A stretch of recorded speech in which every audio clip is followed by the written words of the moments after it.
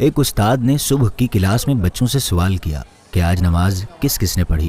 سب بچوں نے ہاتھ اٹھائے سوائے ایک بچے کے، جس پر استاد محترم نے کلاس کے دوران نماز کی ترغیب کے ساتھ ساتھ بتایا کہ دوسروں کی مدد کرنا، دوسروں کے کام آنا، بے سہاروں کا سہارا بننا بھی ہمارے دین اسلام کی بنیادی تعلیمات میں سے ایک ہے۔ شاباش بچوں، اس لیے کچھ بھی ہو جائے نماز ہر حال میں پڑھنی ہے، تو کل سے انشاءاللہ سب کی نمازیں پوری ہوں گی۔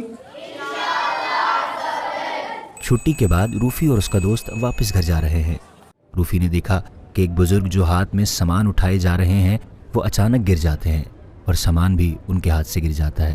روفی بھاگتا ہوا ان بزرگ کے پاس جاتا ہے، ان کا سامان سمیٹتا ہے اور انہیں وہ سامان دکان تک چھوڑنے میں مدد کرتا ہے۔ تاہم روفی نے جب پوچھا، بابا تو اس حال میں آپ سامان خود لینے آتے ہیں، اپنے بچوں کو نہیں بھیجتے؟ نہیں بیٹا، اپنا کوئی نہیں ہے، سب وہ غلط فہمی میں چھن گئے، اب میں ہوں اور تمہاری دادی۔ کسی کی مشکل میں اس کے کام آنا ہے، کمزوروں کی طاقت بننا ہے اور بے سہاروں کا سہارا بننا ہے۔ بابا میں ہوں نا، میں کچھ کرتا ہوں، چلیں۔ بزرگ کا سامان دکان چھوڑنے کے بعد روفی نے گھر کی راہ لی، لیکن وہ اسکول سے لیٹ ہو چکا تھا۔ روفی کو اس کا بڑا بھائی گیٹ پر پریشان حالت میں کھڑا ملتا ہے، جو اسے اسکول سے لیٹ آنے پر ڈانٹتا ہے۔ اور تو کوئی لیٹ نہیں ہوا، تم ہی لیٹ ہوئے ہو، پتہ بھی ہے امی پریشان ہو جاتی ہیں۔ اور یہ شرٹ کا کیا حال بنایا ہے، یہ کس طرح گندی کی ہے؟ تم چلو ذرا، تم امی بتاتی ہیں۔ اب روفی نے روز کا معمول بنا لیا، اسکول سے وہ ان بزرگ کی دکان پر جاتا، انہیں سامان لا کر دیتا اور پھر اپنے گھر جاتا۔ روز لیٹ ہونا، روز ڈانٹ کھانا روفی کا معمول بن چکا تھا۔ ایک دن بزرگ نے روفی سے پوچھا کہ اس کے والد کا نام کیا ہے، تاہم جب روفی نے بتایا تو ان بزرگ نے اسے منع کیا۔ مت بتانا کہ تم میری مدد کرتے ہو۔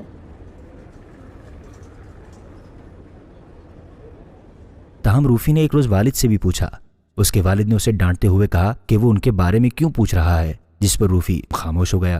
ایک روز روفی حسب معمول ان بزرگ کے پاس گیا کہ انہیں سامان لا دے، تو اس نے کیا دیکھا کہ وہ بزرگ بیمار ہیں، جس پر روفی سامان لانے کے بعد کام میں بھی ان کا ہاتھ بٹانے لگا، جس کی وجہ سے اسے گھر جانے میں بہت تاخیر ہو گئی۔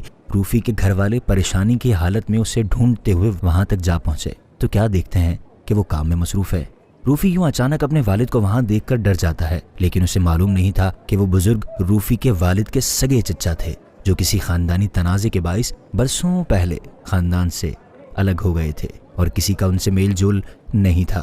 تاہم جب روفی کے والد نے مدت بعد چچا کو دیکھا اور چچا نے بھتیجے کو دیکھا تو ان سے رہا نہ گیا اور دونوں ایک دوسرے کے گلے لگ گئے۔ روفی یہ جان کر رہ گیا کہ وہ جب بزرگ کی مدد کرنے وہاں آتا تھا کوئی اور نہیں، اس کے دادا تھے۔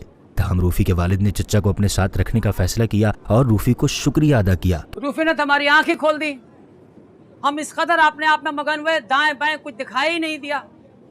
آپ کو جس چیز کی ضرورت ہو، خالی روفی ہی نہیں، ہم سب آپ کے لیے حاضر خدمت ہیں۔